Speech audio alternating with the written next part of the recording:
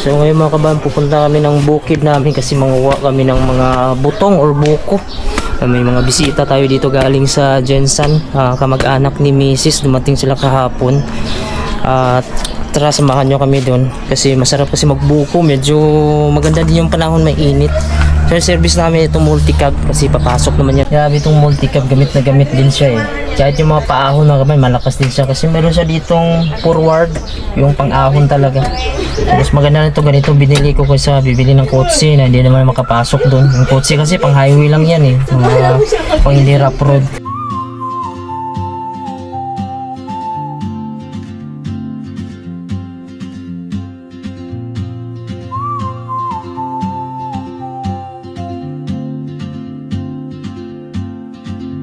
She moves like a map with no borders, a whisper caught in the wind. I see her boots at the corner cafe, with a notebook and a grin. She's chasing skies I've never named, while I stay in my lane. But something in the way she moves keeps pulling at my chain. Oh, traveler, you carry the sun in your stride, leaving behind what I hold inside. If I don't ask your name today, I may never get the chance to walk beside your wandering dance.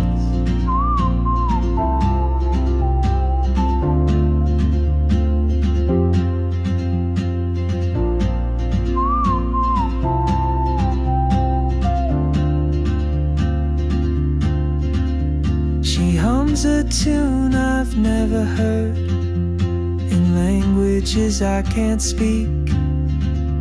She writes down cities on her wrist, and dreams she'll never keep. I sip my coffee, miss my cue, still anchored by my fear. But time rolls on like open roads, and soon she won't be here. Oh, traveler, you carry the sun in your stride, leaving behind what I hold inside. If I don't ask your name today, I may never get the chance to walk beside your wandering dance. Maybe next year in Madrid, or on some quiet mountain ridge, I'll see you turn and I'll be brave. But what if courage comes too late? Oh, traveler, the world. Grabe yung daanan dito kasi umulan kasi nung nakaraan. Yung daan dito mga kabayan, inaayos siya. Kaso pagka napatag na siya, siyempre magbaha. Tapos masira pag lupa kasi mga kabayan, hindi siya tumatagal. Kahit ayusin ng yung bulldozer, pinapatag, lagyan ng mga graba. Pag wala siyang kanal talaga sa gilid, masisira sa katagalan. Ngayon dito medyo yung mga bato sumasayad minsan sa ilalim nitong multicab. Oh, yun oh. Yung farm ng uncle ko dito sa left side, dito sa right side. So lahat ng madadaanan natin sa kanya to dito, mula doon sa unahan pa. Doon sa dulo pa yung farm ko na nabili sa kanya. So napakalawak ng lupa ng uncle ko dito. Ito kasi na daanan dito ay dinunit niya na ito sa gobyerno para konektado doon sa kabilang barangay. Pero wala naman masyadong dumadaan dito. Kaya hindi pa na semento, wala pang budget. Pero kung na semento sana tumakaban, mas marami ditong dadaan, shortcut doon sa kabila. May mga rubber sa dito, niyog, saging, may mga luya din dito, may mga prutas din sa dito, durian, rambutan, sari-sari lang yung tanim niya dito. Ayan, ganito yung daanan, no? Lubog na dito sa tubig. Okay lang yung ganito, putik. Pero yung bato, yung mahirap. Kasi ito makakaawa naman yung sasakyan natin. Grabe, lago na lago talaga dito yung tanim. Yan, tingnan mo mga damo. Kaya medyo malamig dito. Pero may mga rubber na dito. Napakinabangan na yung rubber. Ayun. So hanggang doon sa dulo pa, may kahoy. May kahoy pa dito na natumba oh. Mabuti nga pinatsinso na ito. Sobrang lakas ng hangin nung nakaraan. Yan, sakto-sakto lang tayo dito. Sakto ba? O sumobra? Oo nga. Sakto? Ayan, sakto lang na makadaan. So dandahan lang tayo kasi kuhan, may mga bato sa ilalim nito. Sasayad yung clearance niya. So ganito yung mga daan sinaunang panahon dito sa amin. Mabuti ngayon yung main road namin ay semento na. Pero mga jeep pa yung dati service namin. Malakas kasi yung mga jeep dati. Ayan. So ito na, medyo maganda-ganda na dito yung daanan. Pero may bato pa rin. Ayan, ito sa kuan ko to, sa angle ko din ito. Sa kanya ito lahat, ayan oh. Kaya hindi niya kailangan mag-abroad. Dahil nandito na yung pera. Saging, niyog, rubber. Ayan. Kahit ano lang pwede tanim mo dito, gulay. Waon ka. Mabuti nga itong daan na ito mga kamay, medyo malinis na dito. Dati talaga, talagang grabe yung damo at saka ang lalaki ng mga bato. Pag ganito yung mga bato, tapos tatama sa ilalim ng sasakyan. Kasi sumasayad siya, masisira. Oh. Tingnan nyo naman yung daanan natin. Malambot kasi yung shock ng sasakyan ko. Hindi siya nakadesign talaga sa rough road. Ayun, so nandito na kami sa farm namin. Kukuha kami dito ng buko. So grabe yung daanan dito, rough road. Yung sasakyan namin, iiwan na lang namin yan. So tara, hanap tayo dito ng buko. Yes. Maraming dwarf dito doon sa taas. Leila to. Ayan. So may mga tanim dito, mangustin, saging. Ayun naman, itib yun eh, mataas yan. Yun lang yung mga dwarf dito oh. Diyan ka mo yung ano. Dito tayo. Dato dito pala kami. Maririnig mo dito, hunin lang ng ibon. Manok. Sinisan mo. May manok pa dito yung papa ko. Ito dwarf. Hindi ko alam kung buko ito. Buko ba ito? Sample tayo dito eh. Mura gulang na. Gulang ba? Gulang lagi. Kanto ganyan na maglakaw mga angki oh. Sa taas kaya. Taas man. Tara dito sa taas akuan. Ano kaya dito? Pikas. Kaming sagingan dito. Daming sagingan ng papa ko dito. Dito taas tumoy. Dwarf lang ang kuha natin. Kaya.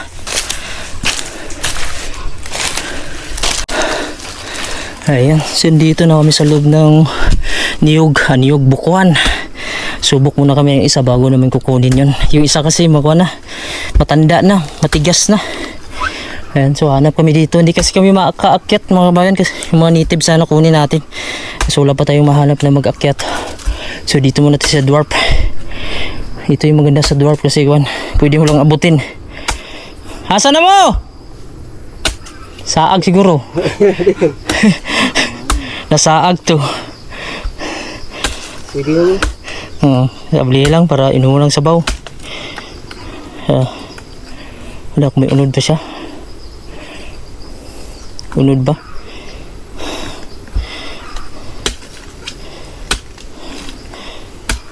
May unod pa ba? Oh. Sige daw. Dako ado yung kuwan. Nipis. May maigo mga bata sa likod ah.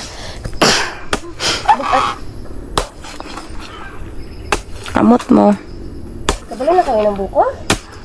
Uy. Tingnan mo ang lubot mo. Makatas yung buko dito. Makatas. Siya ba anog tubig? Tagan lamok. Ayan. Maglukot ta ugma pang or unya. Ah, buka. Tigas-tigas kunti ito ah. Hindi tra ko man. Wala hindi na akong gikwa ni. Pang. Lukot ta, nindot man sa lukot pang. Ito buko pala. Ha? Naglaway ang cameraman. Buko. Ang pagkatas. Bukat? Tamis no? Sir, ako naman sir.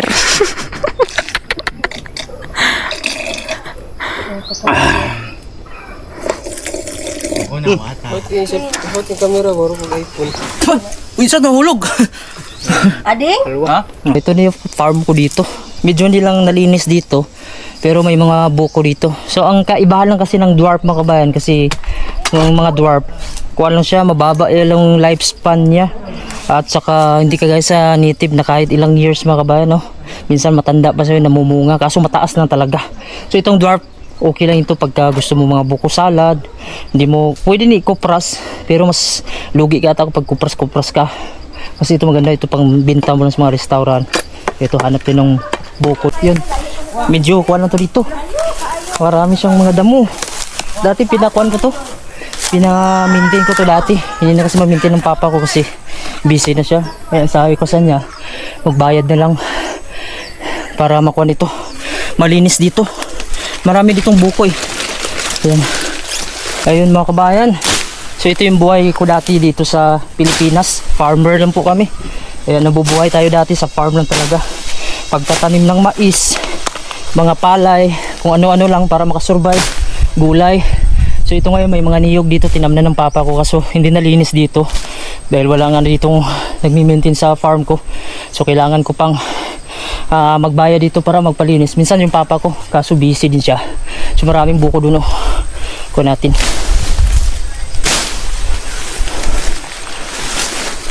Maganda yung buko dun oh. Mataba-taba. Yan, kaso maraming damo. Baka may ahas eh. Yan oh. Napabayaan na kasi walang nagmi-maintain. At ito, yan. Ayan o, napakaraming bunga niyan. Kuha tayo dyan. Ito. So ito yung buhay natin dito sa probinsya. Basta masipag ka lang mga kabayan. Marunong ka lang magtanim dito. Mabubuhay ka dito. Subukan natin yun. Yan, medyo makuha na yung daan dito. Natin linisin. Yan. So malago kasi dito yung kwan. Taba yung lupa. Grabe niyog dito sa amin mga kabayan. Pwede ka nang mag-upo. Baka uminom. Yan, nandito na sa gilid natin yung buko. Dito sa farm natin na napundar mga kabayan. Pinapawisan ako. Ito talaga yung buko. Yan, laman niya. Kunin natin. Nandito tayo ngayon sa farm ko. Ito yung mga tanim ng papa ko dito, talong. So ang gagawin ko, harvestin na natin kasi medyo tumatanda na yung talong, walang nangunguha. Yeah, ulamin natin ito kaysa ibili pa natin. So napakaraming bunga. Yan. So dito may spring ito mga kabayan, minsan wala. Depende po sa tubig doon pag malakas siya. Ito po. Ang lalaki pa naman itong mga talong ito mga kabayan. Oh. Hindi ko lang alam kung na-sprayhan doon ng papa ko. Yan. So ito, kukunin natin to. Kasi sayang din. Yung mga matatanda lang. Kasi hindi naman natin maubos ito.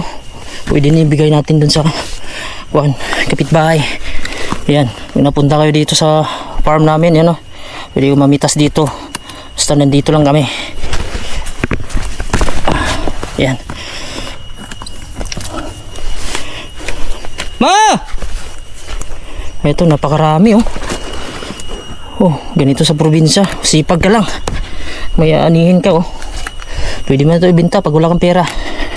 Sa amin, kuha na to. Tamang gulay lang to. Tara, talong!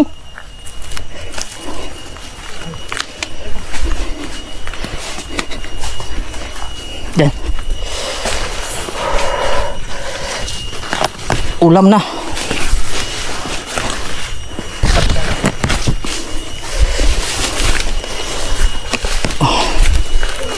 Ito na yung harvest natin na talong. Grabe mga kabayan. Grabe yung biyaya dito sa probinsya, sa bukid. Basta mamasipag ka lang, kahit wala kang pera, mabubuhay ka dito. Ito kung wala kang pera, binta mo ito sa palengke, magkakapera ka na. Kasi sobra-sobra na din ito mga kabayan. Yung iba nga medyo matatanda na kasi hindi na nakukuha ng papa ko, busy na din siya. So mabuti, tinamnan ng papa ko bago kami magbakasyon itong talong para makakain kami ng fresh. Ito yung wala sa Greenland na fresh. Merong talong sa Greenland kaso napakamahal. Yung isang piraso, ang mahal pa, nasa 40 Danish kroner ata. Ayan. Nandun yung mga kasama ko sa baba kasi nanguha pa kami ng niyog doon sa may farm ko sa unahan. Ang hirap ng daanan dito pagka ganito. Pag matagal nang hindi siya na-maintain, mas unahan. Kasi kakarga nila yung mga buko. Yung dala namin.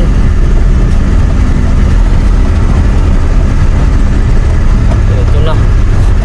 Wow! Kami daanan dito. Mayanig. Oop! Sayad.